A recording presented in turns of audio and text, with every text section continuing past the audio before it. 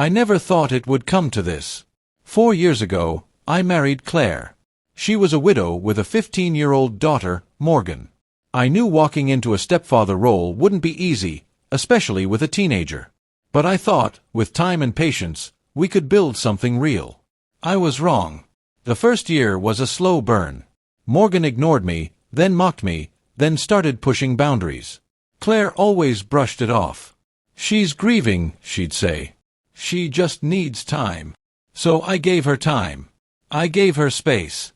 I showed up at every soccer game, every parent-teacher night.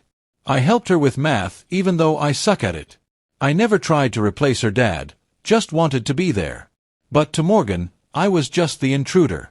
The guy sleeping in her dad's bed. By year 2, things got worse. Claire started siding with Morgan more and more. Every disagreement, no matter how small, ended with me apologizing, even when I hadn't done anything wrong. I was the adult, right? The man of the house. I kept telling myself that compromise was part of love. That family meant sacrifice. But here's what no one tells you about sacrifice. It doesn't work if you're the only one bleeding. The moment that broke me happened on an ordinary Tuesday. I came home late from work, exhausted. I'd picked up dinner, keto style, because I was trying to lose the gut, and Claire said she wanted to try it with me. I walked in, excited to surprise them. I found them at the dining table. Claire sipping wine, Morgan scrolling her phone. I held up the bags. "Dinner's here. Grilled chicken, cauliflower mash, even some almond flour brownies." Morgan didn't even look up.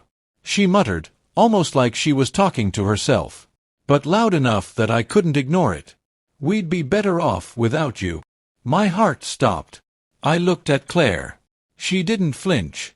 Didn't scold her. Didn't say a damn word. Just nodded. That was it. No yelling. No dramatic scene. I didn't fight. I didn't cry. I walked upstairs, packed a duffel bag, took my wallet, and left. I didn't even leave a note. Because there was nothing left to say. Day 1, I stayed at a cheap Airbnb on the outskirts of town. Drank a keto shake, stared at the wall. Day 3, I called in personal leave from work. Told them I needed time. They didn't ask questions. Day 5, I started journaling. Not out of some therapeutic instinct. I just needed to put my rage somewhere that wouldn't burn me alive. Day 8, I turned my phone off. I couldn't take it anymore. The silence had been peaceful. Now it was ringing off the hook. Day 11, I turned it back on. 31 missed calls. 18 voicemails. From Claire. From Morgan. Even from her sister. Every single one said the same word. Please. What happened in those 11 days? Well, let's rewind a bit. See, I may have walked out of that house quietly, but I didn't walk out stupid. Before I left, I logged out of the smart home hub. I'd set it up, after all. Every camera, thermostat, security setting, I still had access. I wasn't spying for revenge. Not at first. I just wanted to see if they missed me. What I saw instead. They didn't. Day 1, they threw a pizza party. Literally. 3 boxes, soda, movie night. Day 2, Morgan had friends over. Music blasting. My guitar, the one my dad gave me when I turned 16, got passed around like a party toy. Day 4, Claire hosted her book club. Someone sat in my chair. The chair I always sat in for morning coffee. And Claire laughed like nothing had changed. But then, day 6. Things shifted. Bills started rolling in. Morgan's car insurance. Her phone bill. Claire's credit card, which, by the way, was in my name.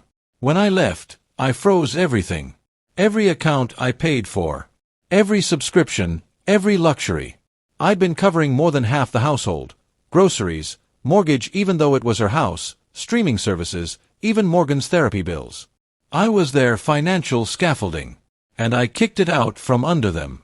Day 8, Claire got into a screaming match with Morgan. I caught it on the kitchen cam. Morgan, why can't you just call him? Claire, I did. He's not answering. Maybe if you hadn't said what you said. Morgan, oh, so it's my fault now? Claire, You wanted him gone. Morgan, you nodded. Claire stormed out. Morgan threw her phone at the wall. That's when I smiled. Not because I enjoyed watching them suffer. I'm not a monster. But because, for the first time, they were dealing with consequences. I finally texted Claire on day 12. I'll meet you. Neutral ground. Tomorrow. 5 p.m. No Morgan. She agreed immediately. We met at a coffee shop near the park. I walked in, and the look on her face. God, it was like she'd aged 10 years in 2 weeks. No makeup. Hair in a bun. Eyes puffy. Thank you for coming, she said.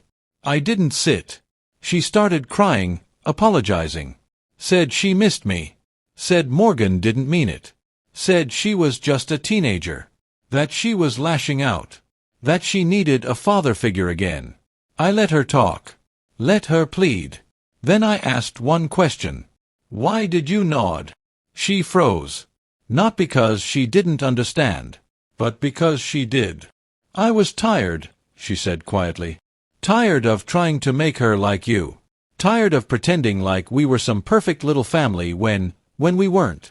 And in that moment, I just gave up. I nodded. And I left. Here's where the revenge kicks in. I didn't go back.